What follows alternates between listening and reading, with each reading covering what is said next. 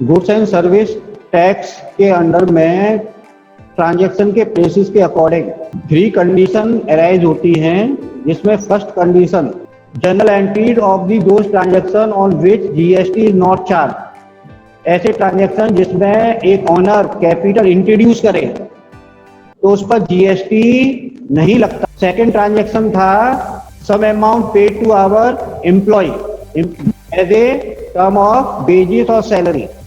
Salary और wages के रूप में किसी एम्प्लॉय को हम पेमेंट करते हैं तो उस पर जीएसटी आपको नहीं लगाना है। ऐसे ही electricity and water expenses government charge करती है तो ये जीएसटी इस पर नहीं लगाना होता। अगर किसी को इंटरेस्ट पे कर रहे हैं किसी लोन के ऊपर तो इंटरेस्ट पेमेंट पर आपको जीएसटी नहीं लगाना है।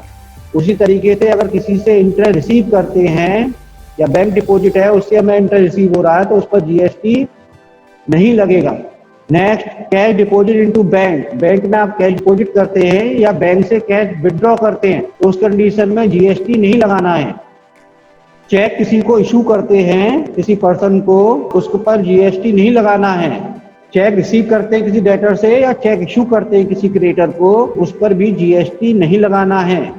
इसके बाद था डेप्रिसिएशन चार्ज अगर करते हैं किसी एसेट्स पर तो जीएसटी नहीं लगता है। अगर किसी को एडवांस किसी से रिसीव होता है on the behalf of sale तो उस कंडीशन में भी जीएसटी नहीं लगाना है। Advance paid against purchase, purchase करने से पहले कुछ एडवांस हमने सप्लायर को पे किया है तो उस पर जीएसटी नहीं लगाना है। तो ये सब कुछ ट्रांजैक्शंस थे जिस पर की जीएसटी नहीं लगाना है। ये एक पार्ट में हमने डिवाइड किया था।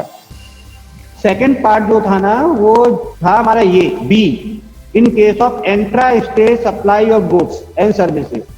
ऐसे ट्रांजैक्शंस जो एक स्टेट के अंदर ही होते हैं, मींस दोनों ही पार्टी जो कॉन्ट्रैक्ट पार्टी हैं वो एक ही स्टेट के अंदर हैं तो सेल और परचेजिंग जो होगी या सर्विस प्रोवाइडिंग जो होगी वो इस स्टेट के अंदर ही होगी। तो वहां पर फिर input CGST and input HGST आपको लगाना है।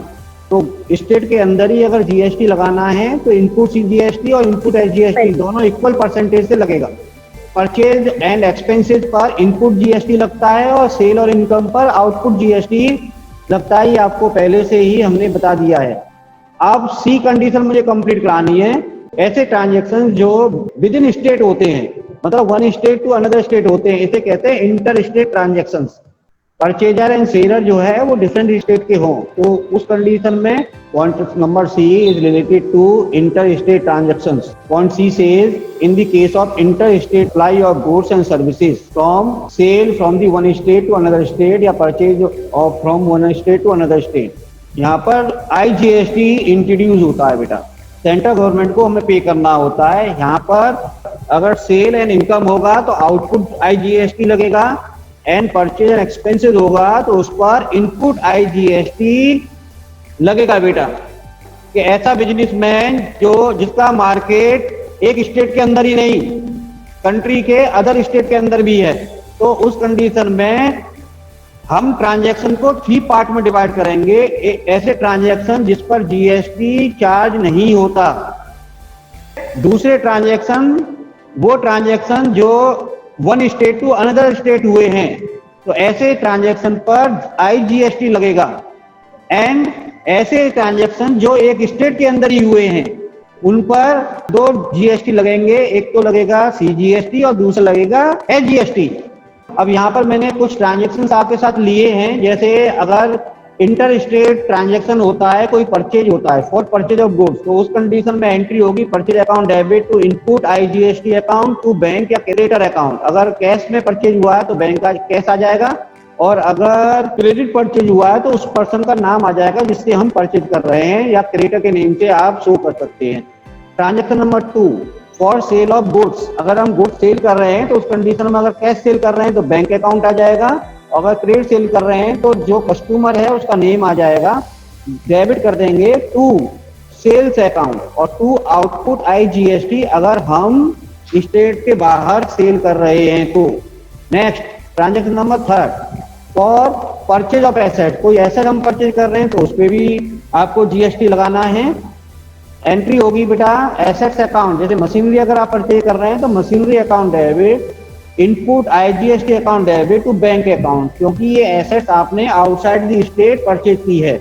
Next point number 4, for expenses इनकर आउटसाइड द स्टेट, अगर हमने एक्सपेंसेस भी स्टेट से बाहर किए हैं तो उस कंडीशन में एक्सपेंसेस का नेम आ जाएगा, expenses account debit, input IGST account debit to bank या कैश अकाउंट आपको लिखना है बेटा। Next for income earn from outside state, अगर कोई इनकम हमें अर्न हो रही है स्टेट के बाहर से तो एंट्री हमारी होगी bank account debit to income, income यहाँ पर नेम आ जाएगा, name of income, to output IGST. मैंने आपके साथ कॉमन ट्रांजैक्शन ले रहा हूँ, परचेज के ट्रांजैक्शन ले लिए, सेल्स के ट्रांजैक्शन ले लिए, एक्सपेंसेस के एंड इनकम के। अब हम एडजस्टमेंट ऑफ आईजीएसटी, ये बहुत पहले हम पढ़ चुके हैं बेटा। जितना भी आउटपुट सरप्लस आईजीएसटी बचता है उसे हम इनपुट आईजीएसटी को राइट ऑफ करेंगे, एडजस्ट करेंगे। बैलेंस ऑफ आउटपुट आईजीएसटी अगर बचता है तो उसमें से सीजीएसटी और एचजीएसटी के इनपुट को राइट ऑफ करते हैं, और उसके बाद अगर फिर भी बचता है आईजीएसटी तो फिर हम लोग सेंट्रल गवर्नमेंट को उसको पेमेंट कर देंगे। 7th में क्या कह रखा है देखिए, in case of input IGST exceed the output IGST then excess input IGST will be first adjusted against CGST and balance of input IGST if any will be applied to set of HGST। ये पूरा वही चीजें हैं जो मैं आपके साथ पहले डिस्कस कर चुका हूं। क्वेश्चन नंबर 7 देखिए, question number 7 page number 10.28 of class 11th accountancy D K Goyal book. The question is pass the entries, pass the entry mean journal entries in the book of Shri Jagdish Mishra of Lucknow UP assuming CGST 6%, SGST 6%। ये separate दिया हुआ है, इसका मतलब जो जिसके साथ वो डीलिंग करता है ना उस पर जीएसटी कितना लगता है, 12% लगता है, टोटल जीएसटी 12% लगता है। तो आईजीएसटी जहाँ पे आएगा वो ऐड कर लेंगे, इसको 12% लगा देंगे, और सीजीएसटी एचजीएसटी सेपरेट दे रखा है बेटा। अब यहाँ पर ना ये देखना जरूरी है कि जो जगदीश मिश्रा है जिसके यहाँ पर हम अकाउंट मेंटेन कर रहे हैं, जनरल एंट्रीज कर रहे हैं, वो कहाँ का रहने वाला है, वो लखनऊ का रहने वाला है। तो यूपी के अंदर कोई भी ट्रांजैक्शन होगा वहां पर सीजीएसटी और एचजीएसटी दोनों लगेगा, लेकिन यूपी से बाहर कहीं भी ट्रांजैक्शन होगा तो आईजीएसटी लगेगा केवल। ठीक है, देखिए 2018 के ट्रांजैक्शन हमने दिए हुए हैं। मार्च 5 में purchase goods for ₹2,50,000 from Virendra Yadav of Patna Bihar. UP का रहने वाला है जगदीश मिश्रा और बिहार के वीरेंद्र यादव जी से वो ट्रांजैक्शन कर रहे हैं, तो यहाँ पर आईजीएसटी लगेगा और नेम ऑफ पर्सन गिवन है और क्लियर नहीं है। यहाँ पर एंट्री जो करेंगे ना, एंट्री होगी हमारी, यहाँ तो लिख लीजिए 2018, ये ईयर आ गया बेटा, मार्च 5 मार्च में एंट्री करनी है बेटा। तो परचेज अकाउंट डेबिट कर दीजिए आप। और यहाँ पर देखिए पटना से डीलिंग हो रही है, लखनऊ के रहने वाले ही हैं, तो input IGST account debit to name of person Virendra Yadav लिख देंगे बेटा। नेम ऑफ पर्सन के साथ में अकाउंट नहीं लगाते हैं, नरेशन आपको लिखना है गुड्स परचेज अमाउंट है 2,50,000 का परचेज, और आईजीएसटी 12% लगाना है बेटा, 6% जोड़ दोगे तो 2,50,000 तो परचेज के सामने आपको लिखना है। इस पर 12% लगाओगे तो 30,000 आ जाएगा ना। वीरेंद्र यादव के सामने लिखना है 2,80,000 amount. First entry is completed. March 12, sold goods costing 60,000 at 50% profit to Pratap Sinha of Ranchi Jharkhand. अब ये यूपी के रहने वाले हैं जगदीश मिश्रा जी, लेकिन झारखंड में रहने वाले प्रताप सिन्हा से ट्रांजैक्शन कर रहे हैं, तो आईजीएसटी इसमें भी आएगा और गुड्स सोल्ड करते हैं। एंट्री डेट आपको ध्यान रखना है, तो मार्च 12 कर लीजिए, यहाँ पर इधर आ जाएगा प्रताप सिन्हा।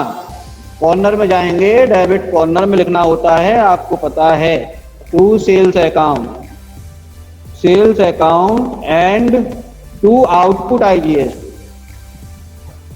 नरेशन आने वाला है गुड्स सोल्ड।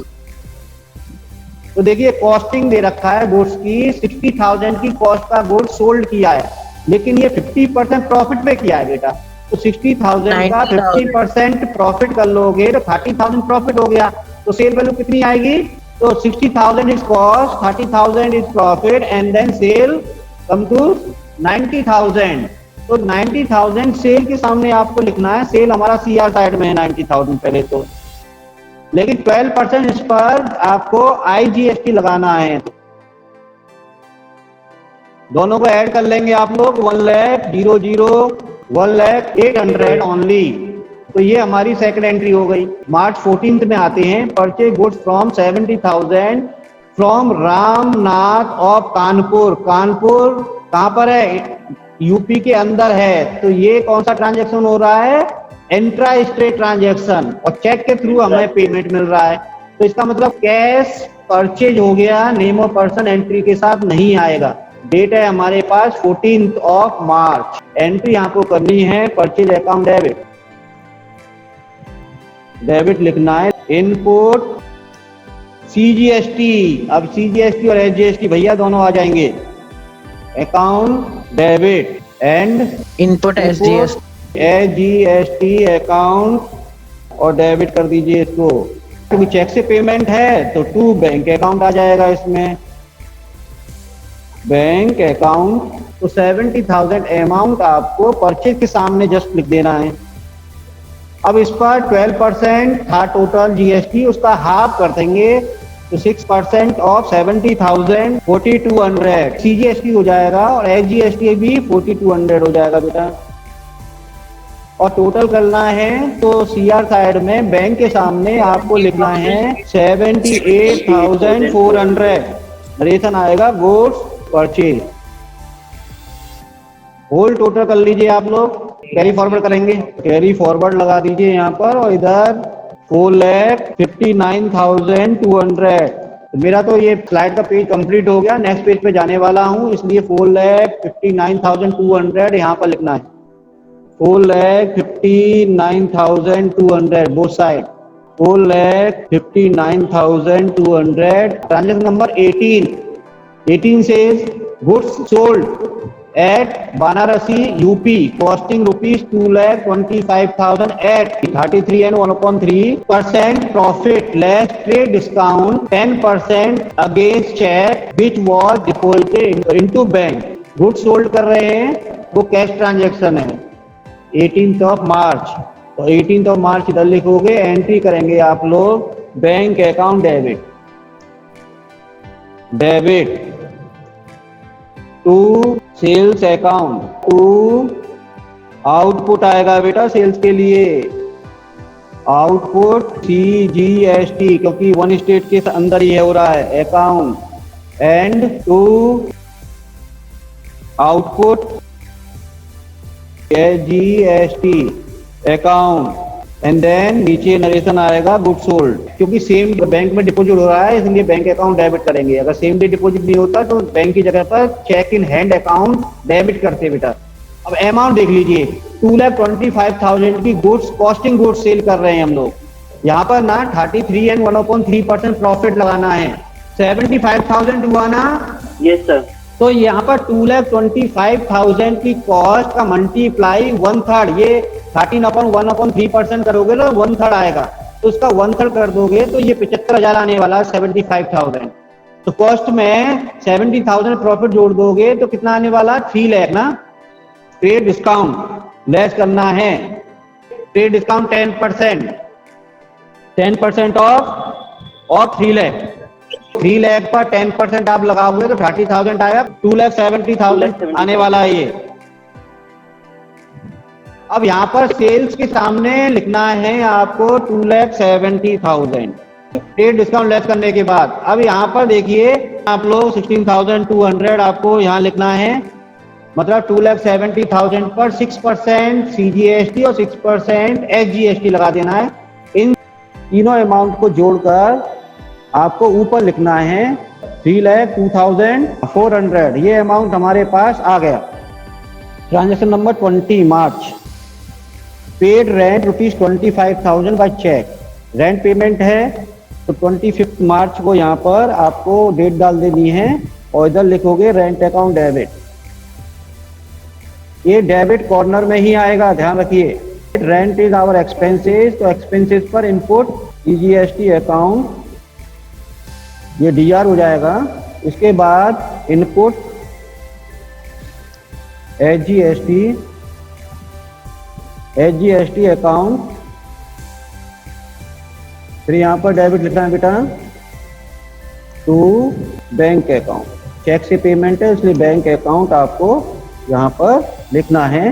नरेशन आएगा रेंट पेड। अमाउंट आपको फिल करना है। अमाउंट यहाँ पर रेंट पेड देखिए मार्च 20 में कितना है 25,000, लेकिन 6% आपको लगाना है, 1500 आने वाला है बेटा। 1500 हो गया। टोटल अमाउंट यहाँ पर बैंक से पेमेंट हमें करना पड़ेगा 28,000। तो ये एंट्री कंप्लीट हो गई। इसके बाद लास्ट एंट्री मार्च 31 को देखिए, payment made a balance amount of GST. अब जीएसटी का अमाउंट हमें पे करना है, तो जीएसटी का कितना अमाउंट हमने कलेक्ट किया है, कितना अमाउंट हमने पे किया है इनपुट के रूप में, ये हमें कैलकुलेशन करना पड़ेगा बेटा। और फिर इस यहाँ पर हमें 31 को दिखाना पड़ेगा। यहाँ पे मैं वर्किंग नोट बना रहा हूँ बेटा। टोटल आईजीएसटी कर लीजिए, आईजीएसटी आउटपुट। एक तो हमें आउटपुट जीएसटी कैलकुलेट करना है, दूसरा हमें कैलकुलेट करना है बेटा क्या, टोटल इनपुट जीएसटी। इसके बाद टोटल आउटपुट सीजीएसटी कैलकुलेट करना है। इसके बाद टोटल इनपुट सीजीएसटी कैलकुलेट करना है। इसके बाद next total output HGST, total input SGST. देखिए अब एंट्रीज स्टार्टिंग से हमें देखनी पड़ेगी। फर्स्ट एंट्री में इनपुट आईजीएसटी आया हुआ है 30,000, यहाँ पर लिखोगे 30,000। सेकेंड एंट्री 12 मार्च की है, इसमें आउटपुट आईजीएसटी आ रहा है 10,800, तो 10,800 आपको यहाँ पर लिखना आउटपुट आईजीएसटी में 10,800। यहाँ पर एंट्री नंबर थर्ड 14 मार्च में इनपुट सीजीएसटी और इनपुट एचजीएसटी आ रहा है 4,200 और 4,200, तो कैलकुलेशन में यहाँ पर आ जाइए। इनपुट में आएंगे 4,200 और इनपुट एचजीएसटी में भी 4,200। आउटपुट सीजीएसटी आउटपुट एचजीएसटी 18 मार्च 16,200, तो 16,200 आउटपुट सीजीएसटी और आउटपुट एचजीएसटी में। नेक्स्ट है हमारे पास रेंट में इनपुट सीजीएसटी आ रहा 1,500 और इनपुट एचजीएसटी भी 1,500 है, 1,500 और ऐड हो जाएगा और ये यहाँ पर भी 1,500 आपको ऐड करना है। आईजीएसटी और input IGST output one entry में आ रहा है। आउटपुट सीजीएसटी 16,200 है, लेकिन इसका ऐड करने के बाद में अमाउंट आपका आने वाला है 5,700 और इधर भी 5,700। अब क्या करना है, अब हमें ये टेबल बनाना है। यहाँ पर टोटल इनपुट आईजीएसटी था हमारे पास 30,000, तो इनपुट आईजीएसटी 30,000 आपको यहाँ लिखना है। इसके बाद इधर देखिए इनपुट आईजीएसटी हमने 30,000 लिख दिया और यहाँ पर आउटपुट आईजीएसटी 10,800 है, तो 10,800 यहाँ से में आ जाएगा। आउटपुट 10,800 आईजीएसटी आ गया। इसके बाद ये 16,200 आउटपुट सीजीएसटी और इनपुट सीजीएसटी 5,700 है, तो ये इनपुट सीजीएसटी पहले लिख लो 5,700 एंड 16,200 और ये सेम अमाउंट जो है ना वो एचजीएसटी का होगा 5,700 एंड 16,200। अब हमारी रूलिंग्स स्टार्ट होती है। देखो रूलिंग्स के लिए मैंने सोल्यूशन में नीचे दिया हुआ ना ये इन्फॉर्मेशन, देखो ये रही 2 रूलिंग्स मैंने बताई थी आपको स्टार्टिंग में। When input IGST is higher than output IGST, ठीक है। और दूसरा मैंने बताया था when output IGST is higher than input IGST, तो उन दोनों में ही किस तरह से हमें कैलकुलेशन करना होता है वो मैंने बताया था। सबसे पहले देखो आउटपुट GST लिखोगे आप, आउटपुट GST, यहाँ पे IGST दिया हुआ है, आप लिख देंगे 10,800, और यहाँ पर आउटपुट CGST है 16,200, नेक्स्ट आउटपुट SGST है 16,200। इसके बाद सबसे पहले रूलिंग्स क्या कह रखी है, फर्स्ट क्या होता है, set of input IGST, input IGST 30,000 हमारा है, इसे आउटपुट IGST से सेट ऑफ करेंगे। तो यहाँ पर 30,000 को सेट ऑफ कर लीजिए, सेट ऑफ नहीं हो सकता क्योंकि बैलेंस अभी भी अमाउंट हमारे पास, ये माइनस करोगे तो बैलेंस हमारे पास 20,200, सर 19,200। तो ये जो अमाउंट है ना, इनपुट CGST हमारे पास बैलेंस बचा बेटा, ये समझ में आ रहा है यहाँ पर अभी तक। अब इसको हमें राइट ऑफ फिर करना पड़ेगा। राइट ऑफ अब किससे करेंगे, क्योंकि देखिए यहाँ पर जो है हमारे पास 16,200 अभी भी आउटपुट CGST बचा हुआ है और 16,200 हमारे पास आउटपुट SGST बचा हुआ है। अब सबसे पहले इनपुट CGST को, क्योंकि जो बैलेंस है ये वाला, इसे हमें SGST से राइट ऑफ करना है, क्योंकि CGST में हमारे पास 16,200 बचा है। लेकिन जो अभी भी हमारे पास इनपुट 16,200 हमने लिख लिया, यहाँ पे लिख दिया less set of input CGST with output CGST, input IGST with output CGST ST। इसके बाद यहाँ पे माइनस करोगे, बैलेंस हमारे पास अभी भी इनपुट IGST बच रहा है 3,000 रुपए, यहाँ पर हम लोग डैश कर देंगे, कुछ नहीं बचा। लेकिन अभी भी हमारे पास 16,200 का क्या बचा हुआ है, हाँ बिल्कुल। अब IGST जो इनपुट है ना 3,000, इसको हमें राइट ऑफ करना पड़ेगा, यहाँ से राइट ऑफ करना पड़ेगा। तो फिर लिखेंगे set of input IGST with output SGST। तो 3,000 हमने अमाउंट ले लिया, इसके पास तो था ही नहीं बैलेंस, फिर हमने कहां से लिया बेटा, SGST से 3,000 ले लिया बेटा। इसके बाद हमारे पास यहाँ पर तो अब देखेंगे बैलेंस, और यहाँ पर हमारे पास माइनस कर दोगे तो 13,200 रुपीज का आउटपुट SGST बचेगा। अब लेस इनपुट GST, यहाँ पर GST लिखना है। देखिए यहाँ पर तो हमारे पास IGST में तो इनपुट कुछ बचा नहीं, तो यहाँ पर हमारा इनपुट बचा, देखिए ये रहा 5,700, ये रहा, तो 5,700 टोटल इनपुट बचा इन ब्रैकेट आप ले लीजिए। और यहाँ पर हमारा 5,700 ये बचा बेटा। पर अब बैलेंस कितना बचा, यहाँ पर इनपुट में तो कुछ नहीं बचा, IGST में 5,700 सेंट्रल गवर्नमेंट से देंगे कि भाई हमें रिफंड कीजिए अमाउंट, लेकिन स्टेट गवर्नमेंट को हमें अभी भी कितना पे करना है बताइए, 7,500 आने वाला है।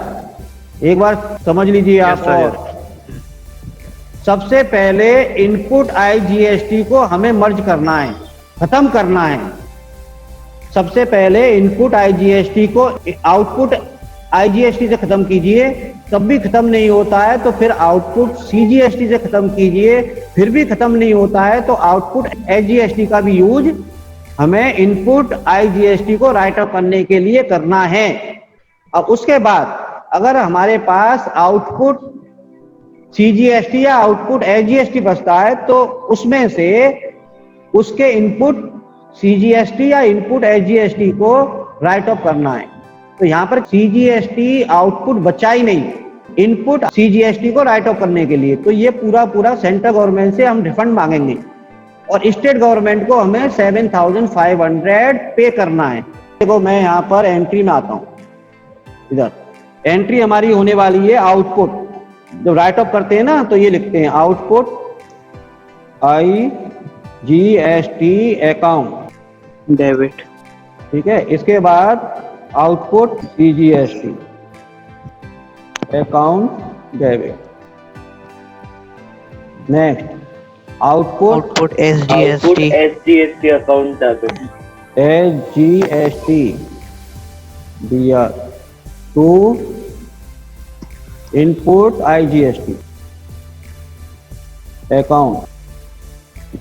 इसी तरह से To input CGST account.